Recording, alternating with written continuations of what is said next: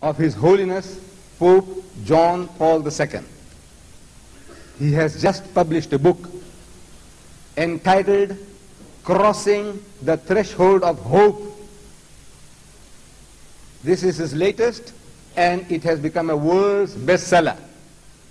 Within weeks of its publication in America, they sold 1,600,000 copies of this.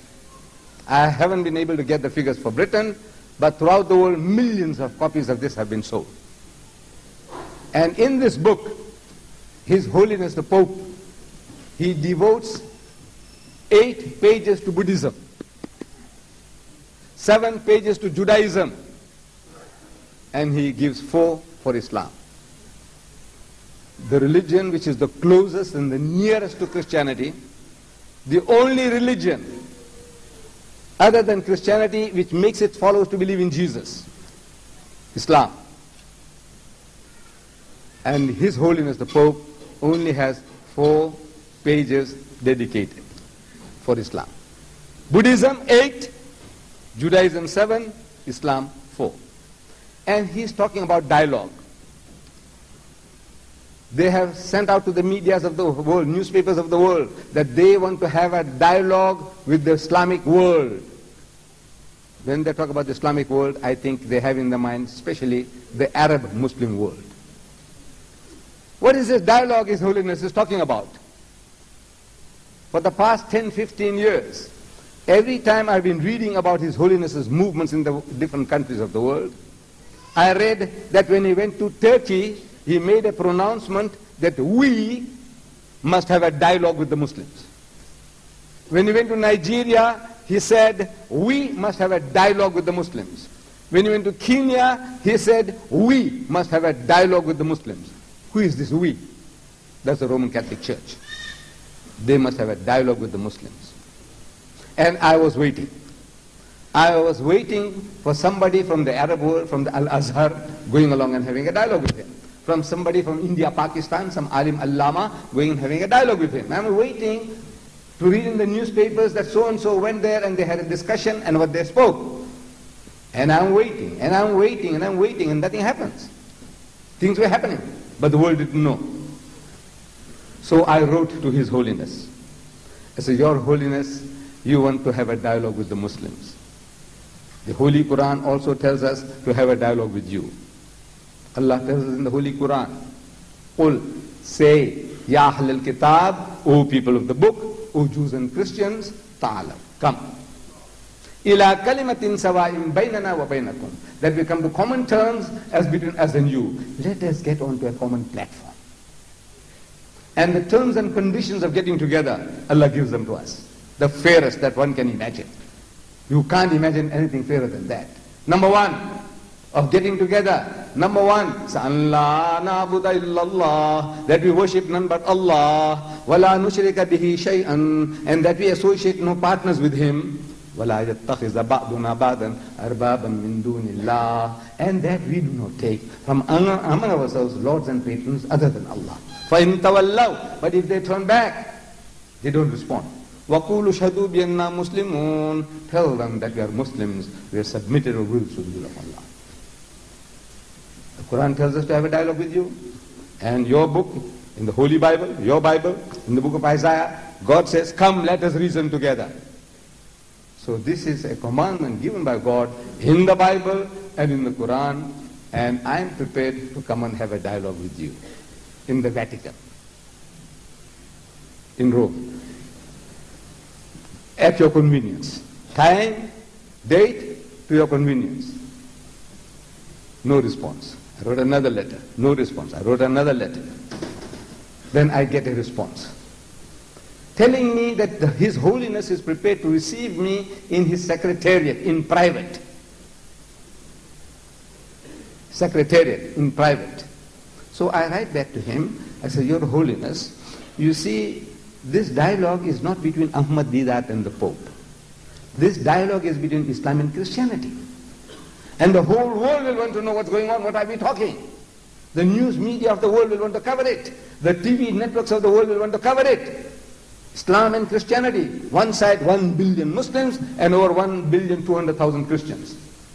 They are having a discussion, and the whole world will want to know what are we talking. So there are 3 plane loads of young Muslims are prepared to come from South Africa. And my brothers from the UK, my brothers from the Middle East. All these people want to come and hear what we are going to talk. Dialogue, what dialogue we're going to have, what are we going to talk about. How big is your secretariat? So no answer. Again, please, let me know. I'm not telling you to come to South Africa. If you want to talk to me, come to South Africa, to my city of Durban. No. That's arrogance. This man is great. He is the head of 900 million Catholics. They take him as an infallible person like God. Whatever he says is like the voice of God, the voice of Jesus Christ. His title is the Vicar of Christ. He's the Viceroy of Jesus Christ. Whatever he says is Jesus Christ putting it through him. No, as such, it's arrogance on my part to tell him, hey, you come, talk to me. No. I'm prepared to come over. No response. How big is your secretariat? No response. Then I get in the post a picture. This one here. Now I don't want to put my hands to my eyes the way he's doing here, because this camera is catching. The camera will catch me, and then someday somebody shows the film and says, look, Deedat is playing hide and seek with people. Look, in Bradford he was doing that. He was doing like a monkey tricks. So I don't. Therefore, I just show it to you. I'm sorry that all of you, you can't see it. It is too far away, but I think it will be available on tape. On the tape, I'm sure these people will be able to catch this. So I get this picture in the post, which gives me the answer to what he's doing. He's playing hide and seek with Muslims. The picture comes in the post. Akhi Jibreel couldn't have delivered a better message to me to say, look, you're wasting your time. This guy is playing hide and seek with the Muslims. This picture. One picture is worth 10,000 words, says the Chinese. And here, I think it's worth 20,000. So, I was disappointed. And I come to Britain. And in Birmingham. I'm in Birmingham. And Dr. Abdullah Nasif of the Rabita, he happened to be there. And some body of society invited him for lunch. And I got also blessed. They also invited me. And we happened to sit side by side.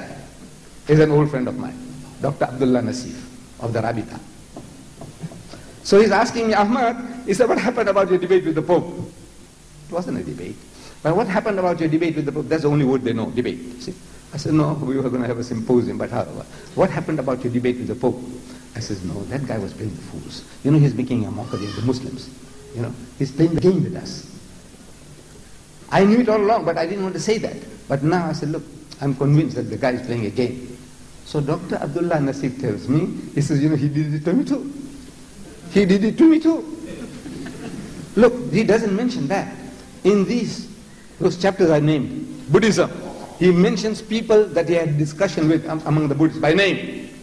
Judaism, on the subject chapter on Judaism, he speaks about the Jews with whom he had personal discussion. About Islam, not one word about any name, no Muslim name at all. Amazing. Man, you want to have a dialogue with the Muslims, you mean to say you never had any chat with any Muslim? In your experience, not one name. No name. As if the Muslims don't exist. However, so Dr. Abdullah Nasif tells me, he said, you see, he did it to me too. I said, what did he do? He said, you see, when I was in Egypt, his agents, the Pope's agents, they came to me and said, look, if you want to meet His Holiness, he will be happy to receive you for a dialogue. And he said, I agree. No, Arabs are simple people. Wallah, they are simple people. We Muslims, all are simple people. We can be easily described as simpletons. Simpleton? You know what is simpleton? A ton is 2,000 pounds. Simple is simple, full of simplicity. Huh? No. Simpleton in English means a bloody fool. No, you don't know. See, the guy said, yeah, he's a simpleton. It happened. I was doing a lecture in one of my towns in Natal, Stanger, and the chairman, he happened to be a teacher at the school. He happened to be a chairman. And he's describing me to the audience. So